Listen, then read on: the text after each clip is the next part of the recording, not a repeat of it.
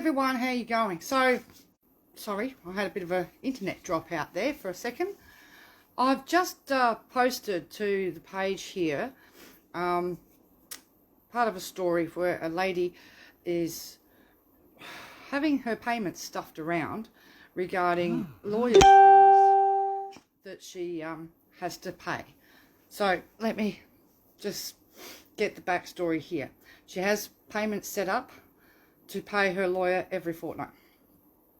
The last time Indue stuffed her around, her lawyer threatened her with breach of contract due to the fact that she had a payment plan in place, which is a contract, and due to Indue failing to allow her to access that money, she breached the contract. That's what they do. They force people to breach contracts.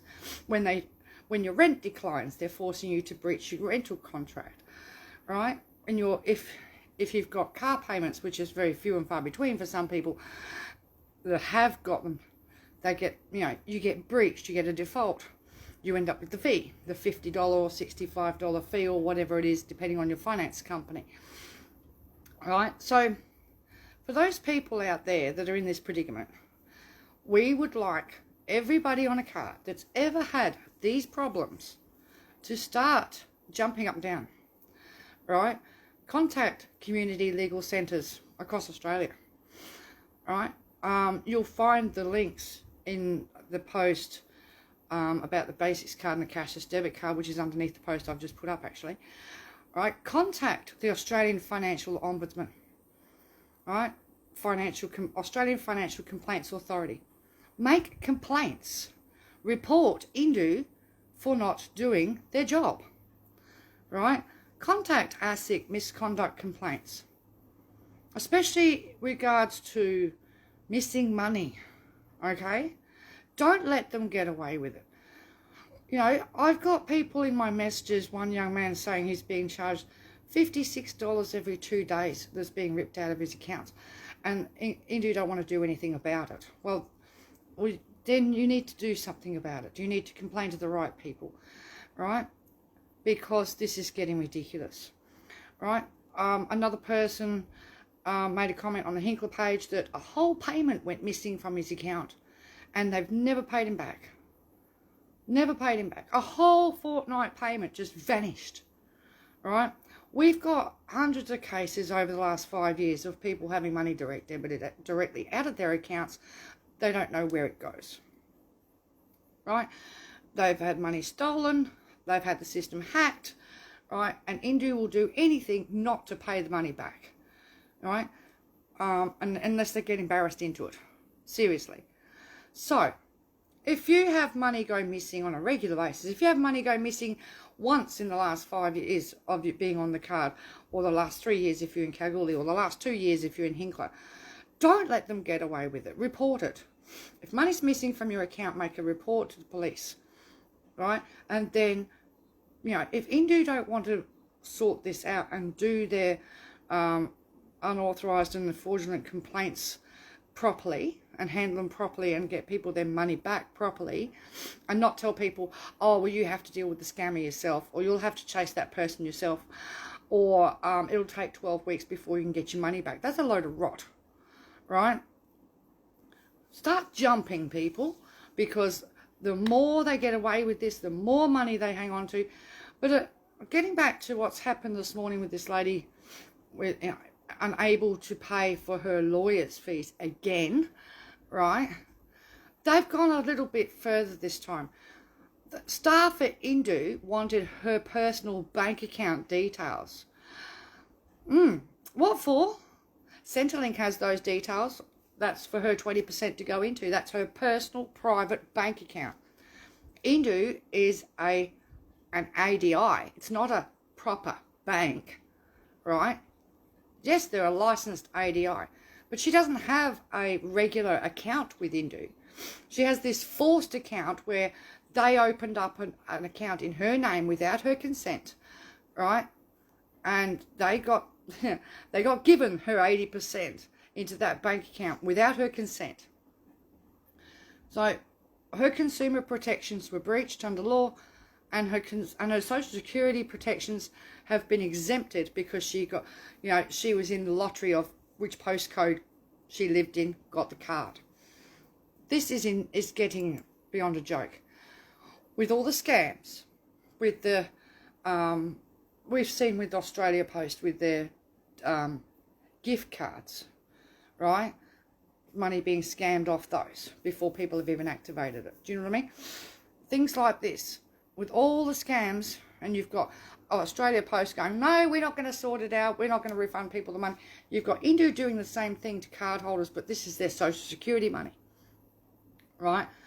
Or they're denying people being able to pay their bills. And then and it's no good saying sorry, sorry, sorry, when the person on the other end of the phone is up for a $50 late fee because you stuffed up. And that's what happened with one lady last week with her car payment not being able to be paid, right? You know, all the staff was going, oh, sorry, sorry, sorry. Well, who's paying for the $50 default fee? People need to get proactive here, right? It doesn't matter whether it happened to you 6 months ago and you still didn't get that money back, or you copped that late fee, default fee, whatever damages you copped along the way, right? Make sure you've got your statements. Get your statement as soon as you notice there's money missing from your account, right? Get your emails in order. If they won't email you the details, but get all your paperwork in order and ring these places and start making a noise. By all means, share your story with us and we'll publicise it as well, because eventually the media does watch and somebody will come calling. And if you want to go to the media, do it, because this is ridiculous. Over the last 5 years, just how much money have Indue stolen, kept, or not refunded of people's social security money? Just how much money is it? Because it's all the time something's wrong. How many people have been forced to breach contracts on other payment arrangements that they would normally have not had a problem with, and been penalised, been fined, been, you know, in the case of a lawyer doing you for breach of contract, they could end up in prison, for Christ's sakes. How many people have been further disadvantaged by Indue not paying their bills and having their little clause in their book saying, we're not responsible if we don't pay your bills on time, or we don't choose not to pay them at all, is crap. All right, and it needs to be held up.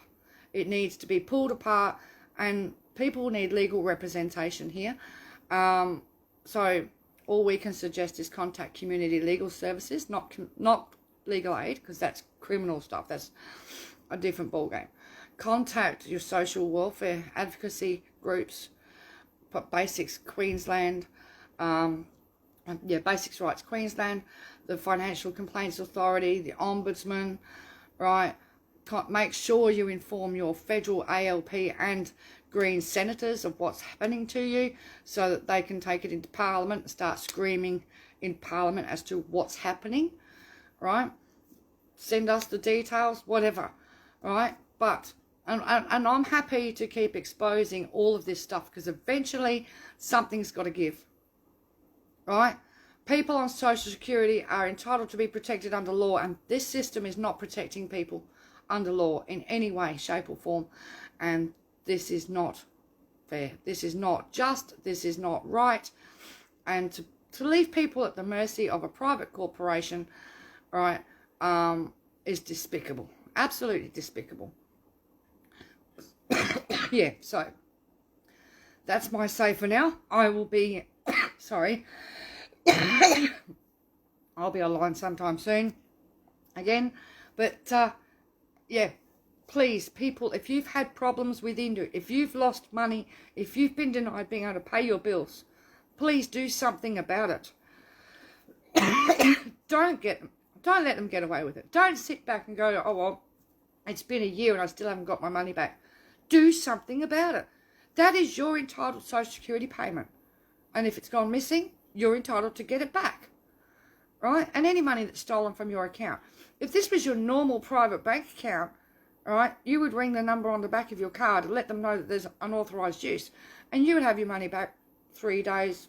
Maximum would be 6 weeks if it was a big thing, right? You wouldn't be having this hassle with your normal bank account, you know? And if they don't pay your bills and you cop fees and fines for it, Make notes of it all. Because you're not supposed to be losing your Social Security money because another company can't do their job. This is the problem with privatisation of Social Security funding and everything else to do with privatisation of Social Security. It enables the government not to be held responsible, right? Because when Centrelink's in charge of your payment and paying you normally, the Reserve Bank of Australia doesn't pull this shit on people, do they? Reserve Bank of Australia pays your payments properly. Centrepay pays your payments properly that you want them to pay if you choose to use Centrepay, right? Yep, Centrepay can't pay all your bills, but the ones that it can pay, if you want to use it, you're free to use it. It's a service for you to use, right? I don't know.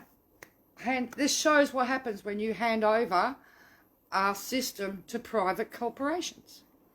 Not only that, you're handing over Social Security money for free to these corporations to control, right? Somewhere along the way, someone's going to get greedy, and it's obviously something's going on. There's too much money going missing from accounts. There's too much, we don't care if your bills aren't paid, right? It's not your money anyway. No, it's no longer your Social Security payment because the 80% belongs to Indue. They get given it directly from the government, right? And this is what Australians out there need to understand. They're not only getting the 12 grand per person set up and whatever percentage they're getting a year for, you know, and making money off of the public, but they're also getting the Social Security budget funneled into their accounts, not going through from the RBA and not going to your bank account, not going straight into your community. So anyway, I'm out of here. I'll talk to you guys later. Please share this video. I'll pop the link with other details in the comments as soon as I can. But please, do not let them get away with anything. If they stuff up anything, report them. Right? These other agencies, right? The Australian Financial Complaints Authority, the Ombudsman, ASIC, all have a duty to record those complaints. So do something about it. Okay? And this needs to be brought out into the spotlight.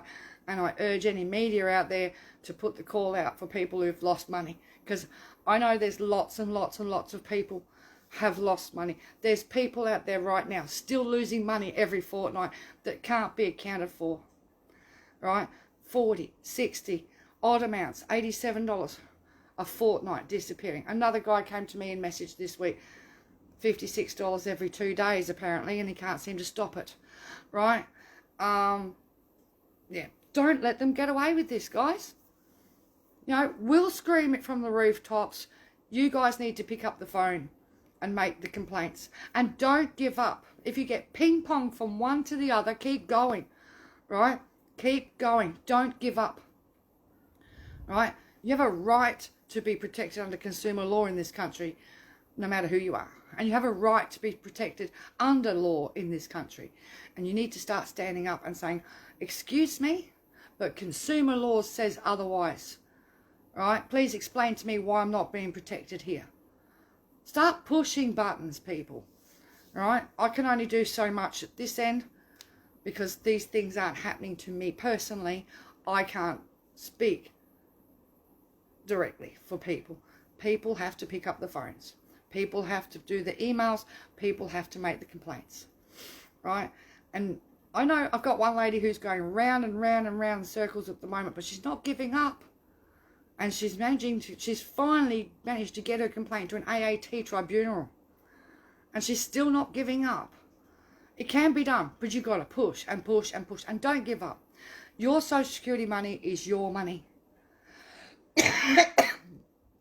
Not, you know, it's, yeah, Indue own it while they've got control of it.